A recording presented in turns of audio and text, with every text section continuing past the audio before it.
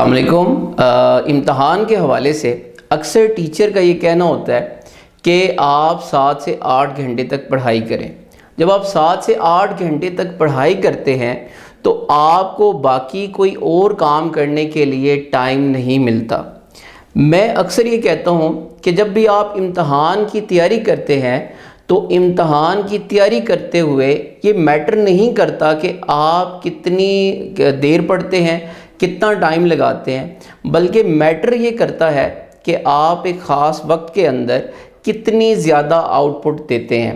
जब आप सारा दिन पढ़ते रहते हैं या 7 से 8 घंटे तक पढ़ते रहते हैं तो आपकी जो लाइफ होती है वो सिर्फ पढ़ाई के अंदर, पढ़ाई के इर्द घूमती रहती है और आप लाइफ को एंजॉय नहीं कर सकते। सो आज के इस वीडियो में मैं आपको कुछ ऐसी टिप्स बताऊंगा कि जिनको इस्तेमाल करके आप अच्छे तरीके से पढ़ाई भी कर सकते हैं और आप अपनी लाइफ को एंजॉय भी कर सकते हैं। तो उसके लिए जो पहली टिप है उसके लिए एक मेथड है और वो मेथड ये है होप मेथड।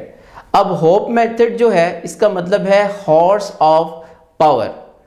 अब इसका मतलब ये है कि आप जब भी पढ़ाई करने के लिए बैठें तो आप अपनी पढ़ाई के लिए एक घंटा मुख्तस कर लें और आप ये कहें कि आपके पास सिर्फ एक यही घंटा है।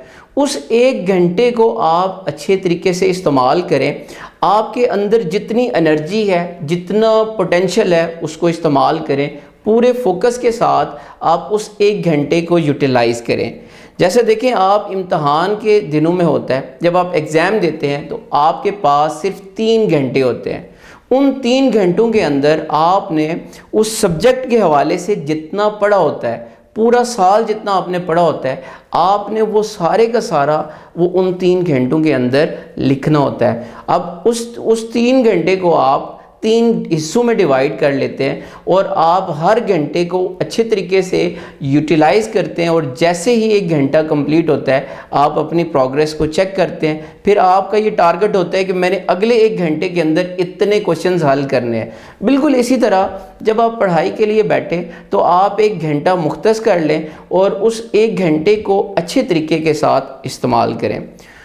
दूसरी जो टिप है, देखिए इंसान का जहन ऐसा है कि 2 वक्त ऐसे होते हैं जिसमें इंसान का जो माइंड है, कह लीजिए कि बिल्कुल रेडी बैठा होता है कि किसी भी नई इंफॉर्मेशन को अपने अंदर स्टोर करने के लिए।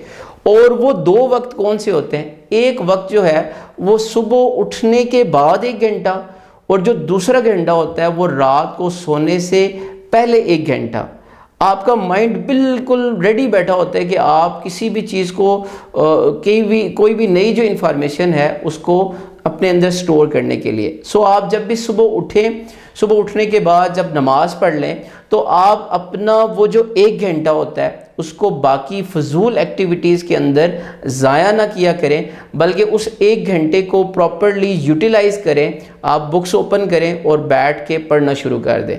इसी तरह जो रात को सोने से पहले 1 घंटा होता है उसमें भी आपका माइंड किसी भी चीज़ को सीखने के लिए बिल्कुल रेडी होता है, तो आप उस 1 घंटे को भी ज़ाया ना किया करें, बल्कि उस 1 घंटे को प्रॉपरली यूटिलाइज़ करें और पढ़ाई करें।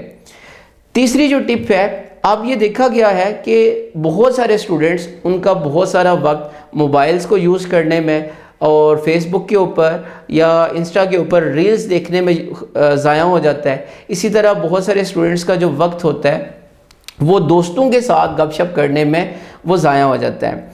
आप ये देखें कि ये जितनी भी एक्टिविटीज़ हैं जो टाइम वेस्टिंग एक्टिविटीज़ हैं, आप इसके लिए एक टाइम स्पेसिफिक कर दें, एक टाइम मुख्तस कर दें। फॉर एग्ज़ाम्पल, आप सारा दिन मोबाइल इस्तेमाल ना करें।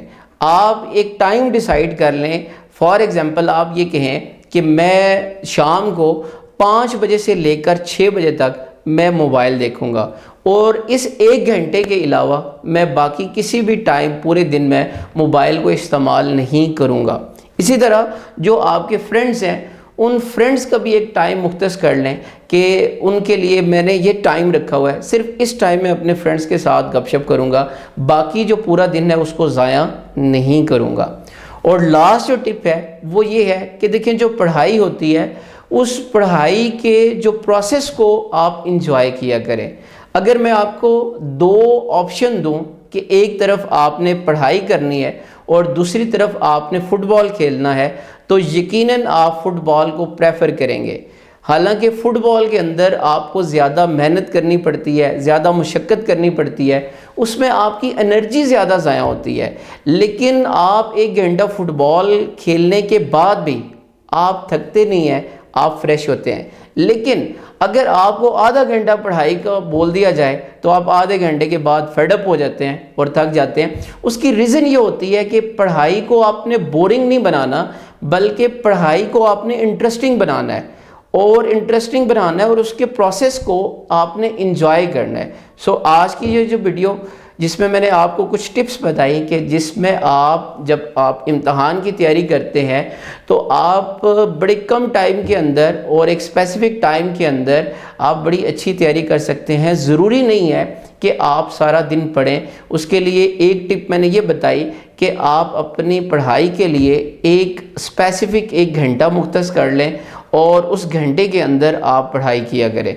दूसरी मैंने टिप बताई कि एक जो 2 टाइम है जिसमें इंसान का माइंड बिल्कुल फ्रेश होता है, एक सुबह उठने के बाद 1 घंटा और दूसरा रात को सोने से पहले 1 घंटा।